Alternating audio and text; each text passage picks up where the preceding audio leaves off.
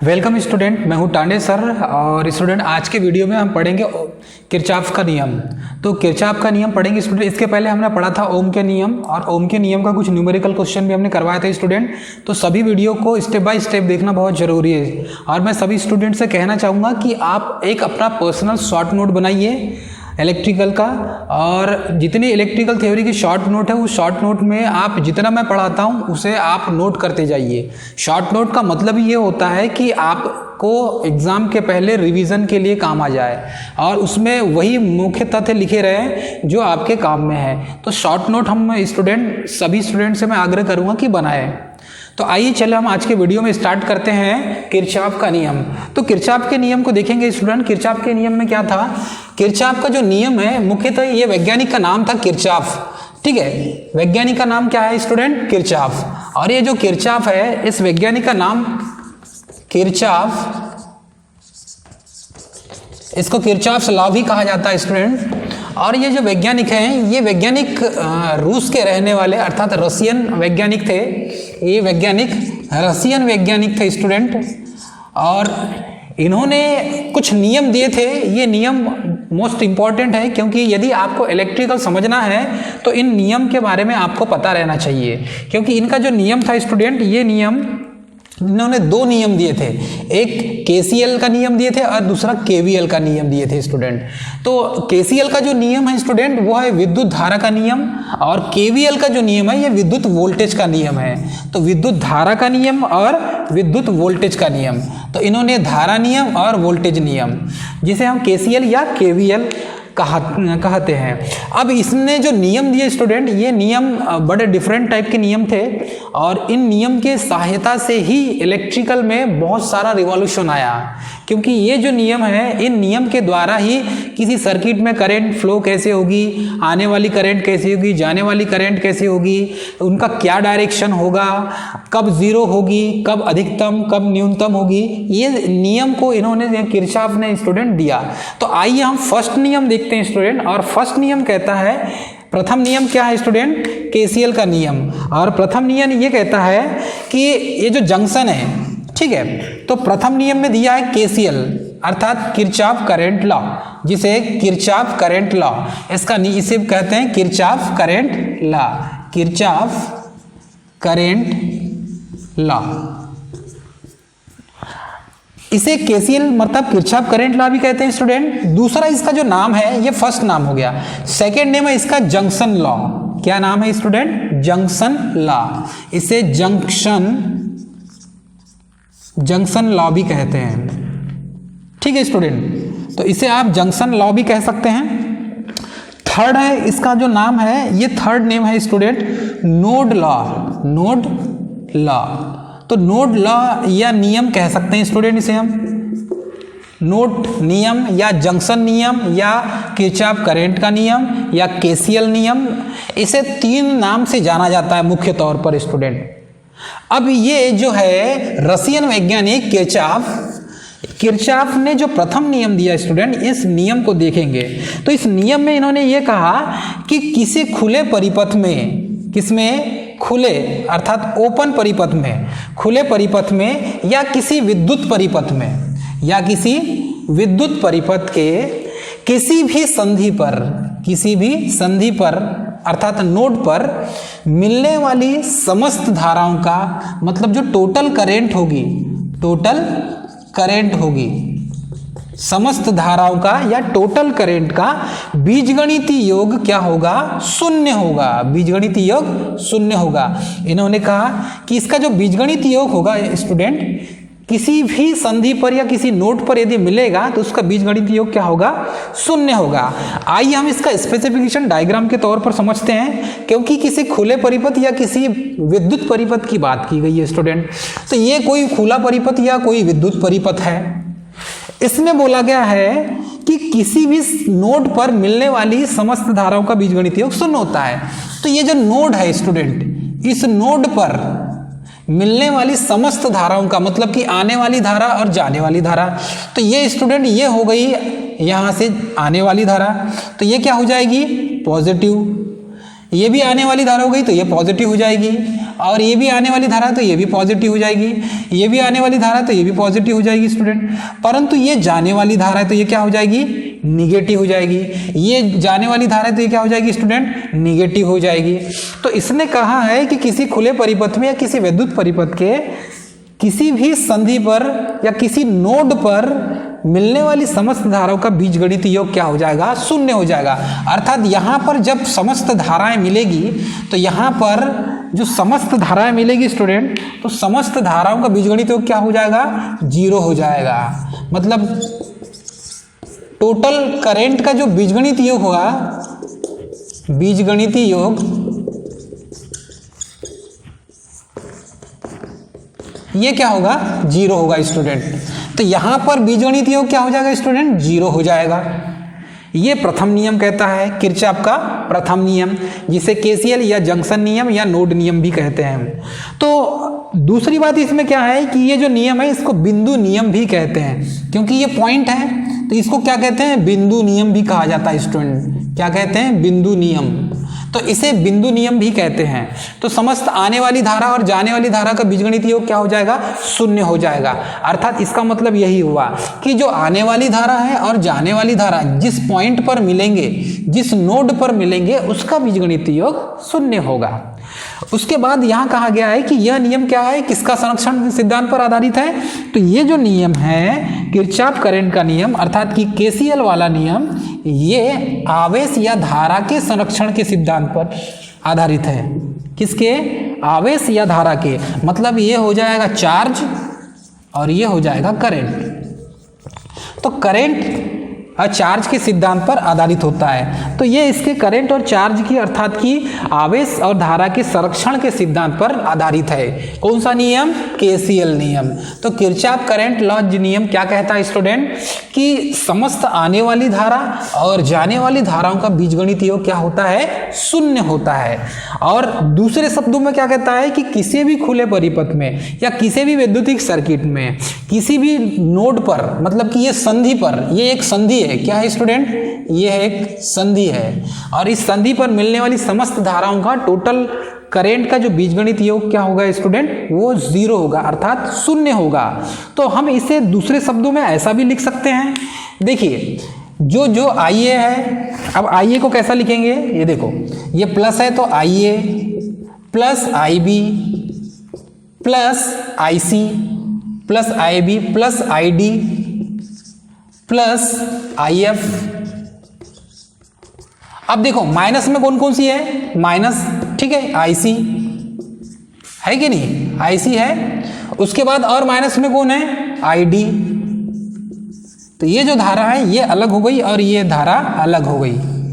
तो ये LHS side हो जाएगी, तो ये हो जाएगी RHS साइड। मतलब इन दोनों धाराओं का बीजगणितीय योग क्या हो जाएगा स्टूडेंट, 0 हो जाएगा। दूसरे शब्दों में हम इसे ऐसा भी लिख सकते हैं, IA plus IB plus ID plus IF minus IC minus ID minus ID। यहाँ पर ID लिख दी है हमने, IB IC IE क्या हो जाएगा, प्लस हो जाएगा। तो इसको लिख लो IE, ये इसको I कर लीजिए, इसे भी क्या कर लीजिए, IE कर लीजिए। तो क्योंकि ID जो है वो माइनस है, तो इस तरीके से टोटल 0 आप ऐसा भी लिख सकते हैं स्टूडेंट। इस तरीके से आप इसे लिख सकते हैं, क्योंकि समस्त आने वाली धारा और जाने वाली धारा का बीजगणितीय योग क्या हो गया, यहाँ पर 0 हो गया। तो ये जो नियम है यह चार्ज और करंट के संरक्षण के सिद्धांत पर आधारित होता है स्टूडेंट।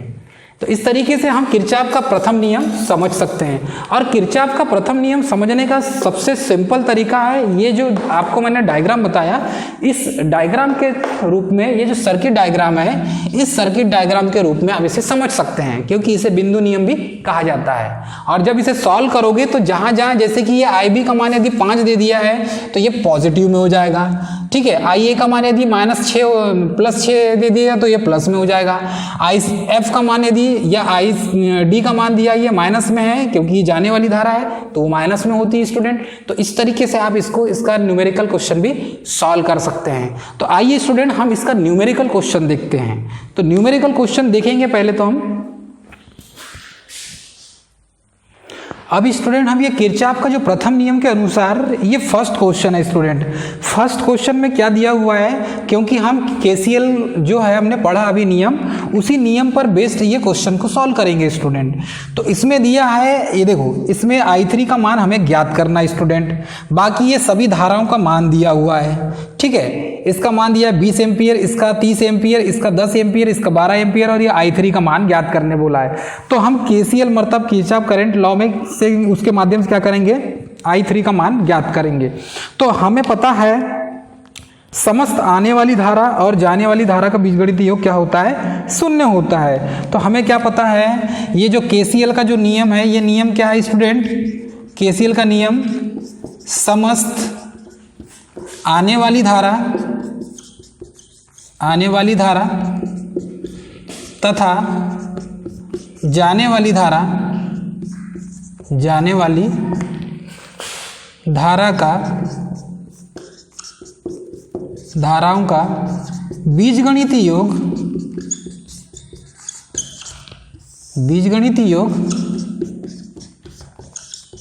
शून्य होता है। क्या होता है, शून्य होता है। तो आने वाली जो धारा है बराबर जाने वाली धारा, क्या है, आने वाली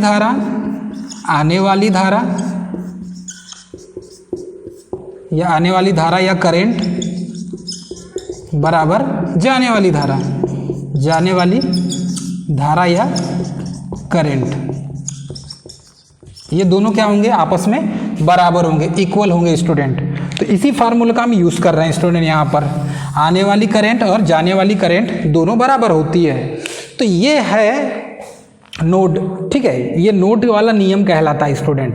अब आने वाली धारा और जाने वाली धाराओं का यहाँ बीजगणितीय योग यहाँ पर क्या होता है, शून्य होता है, ये हमको भी पता है। लेकिन यहाँ पर I3 का हमें मान निकालना है स्टूडेंट। तो I3 का मान हम कैसे निकालेंगे, तो हमें पता है आने वाली धारा कौन कौन सी है। अब आने वाली धारा देखो, ये हो गई 12 एम्पियर, प्लस आने वाली धारा और कौन सी हो गई 10 एम्पियर,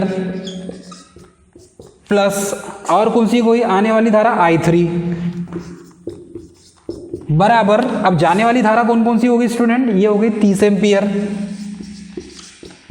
प्लस ये एक जाने वाली धारा हो गई, बाहर निकल रही है 20 एम्पियर स्टूडेंट। अब क्या करना है, ये हो गई 10 एम्पियर और ये 12 एम्पियर, तो ये हो गई स्टूडेंट 22 एम्पियर, प्लस I3 लिख देंगे हम, ये हो गई 30 और 20 50 एम्पियर। अब हमें क्या करना है स्टूडेंट, हम क्या करेंगे, ये 22 एम्पियर को इधर कर देंगे तो I3 का मान निकल जाएगा। तो ये हो जाएगा 50 एम्पियर माइनस 22 एम्पियर, ठीक है। तो I3 का मान कितना निकल जाएगा, ठीक है। ये दोनों को घटाएंगे स्टूडेंट हम, तो मान कितना निकल जाएगा स्टूडेंट, और इसका मान निकल जाएगा 28 एम्पियर। कितना निकल जाएगा, 28 एम्पियर, इतना मान I3 का निकल जाएगा स्टूडेंट। तो इस तरीके से हम क्या कर सकते हैं, ये हो गई आने वाली धारा, इतनी धारा कहाँ, यहाँ से यहाँ तक आने वाली हो गई, और इतनी वाली धारा, इतनी जो धारा है स्टूडेंट यहाँ से यहाँ तक जाने वाली धारा हो गई। तो ये कैलकुलेशन से हम क्या कर सकते हैं, इस तरीके से आने वाली धारा और जाने वाली धारा का मान हम ज्ञात कर सकते हैं। जैसे ये I3 का मान निकाले, वैसे और दूसरी करंट यहाँ पर दी रही थी तो उसका भी मान हम निकाल सकते हैं। तो इस तरीके से स्टूडेंट हम किरचॉफ के प्रथम नियम के अनुसार हम क्या कर सकते हैं, हम इसमें KCL लगाकर इस सर्किट में फ्लो होने वाली करंट का मान निकाल सकते हैं स्टूडेंट। तो ये जो है, ये जो नियम है, ये नोड लॉ कहलाता है। मैंने आपको बताया था ये नियम कौन कौन से, नोड लॉ या जंक्शन लॉ या KCL लॉ, ये सब मैंने आपको बता दिया है। इसे 3 नाम से जाना जाता है और हमने इसमें यही नियम पढ़ा है, ठीक है। चाहे ये ओपन हो, मतलब कि खुला परिपथ भी हो, या कोई विद्युत धारा हो या विद्युत सर्किट हो, ठीक है, जिस पॉइंट पर मिलेगी उसका बीजगणितीय योग क्या हो जाएगा, शून्य हो जाएगा। तो ये बीजगणितीय योग यहाँ पर क्या होता है, इस नोड पर, ये एक नोड है और यहाँ पर क्या होता है, 0 हो जाता है स्टूडेंट। तो इस तरीके से इस क्वेश्चन को हम सॉल्व कर सकते हैं।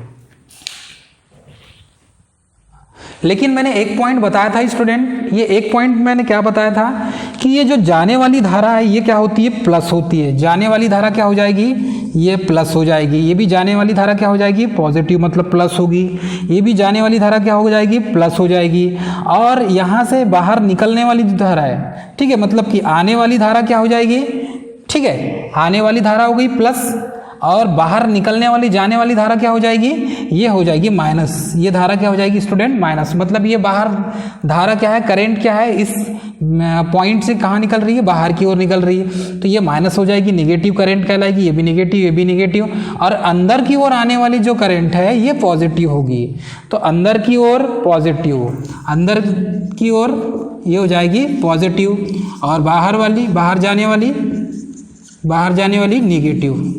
तो ये करंट के बारे में हमें पता रहना चाहिए स्टूडेंट, तभी हमारे कॉन्सेप्ट क्लियर होंगे। इस तरीके से स्टूडेंट यदि कितने भी बड़े बड़ी सर्किट क्यों ना आ जाए, ये किरचॉफ करंट लॉ के द्वारा हम सर्किट में बहने वाली धारा का मान, करंट का मान हम निकाल सकते हैं स्टूडेंट।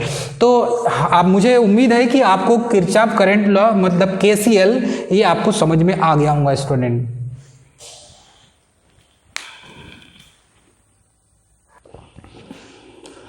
इसके बाद स्टूडेंट हम अगले वीडियो में देखेंगे KVL, किरचॉफ वोल्टेज लॉ।